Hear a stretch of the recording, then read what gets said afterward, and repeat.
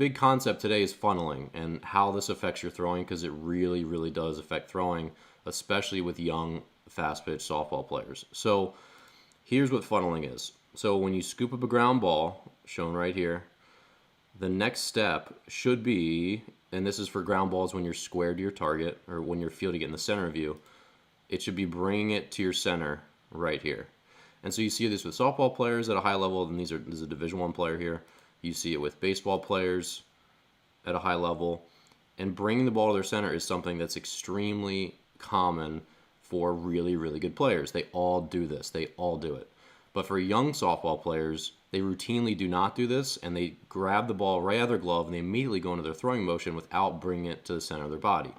And so a good question is, well, why do we need to funnel the ball? Why does this matter?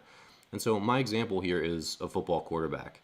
So a football quarterback is going to have a lot of complex decisions to make as he drops back in the pocket looking for a receiver to throw to, right?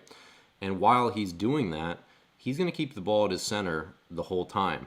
So you'd say, well, yeah, that seems obvious. That's the easiest place to put it, right?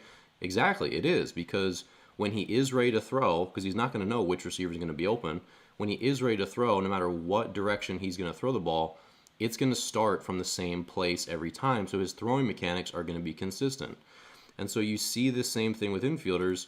Once they get the ball and they fielded it, they're going to bring it to their middle because it's now in a consistent place where their throwing mechanics can start and end from the same spot every time. Because if we want to get from this point here to here, making a really strong throw across the diamond, it's going to start with the fundamentals just like anything else. So let's go through some slow motion examples here. Here we've got a softball infielder, and she's going to approach this ball, and you see how her right foot's behind, her left foot's moving through it. She gets it, and she's bringing it right to her center, and then she can collect herself and take her time or not, and depending on how fast the runner is and what the situation is, and then make her throw. So really good example of funneling the ball well here.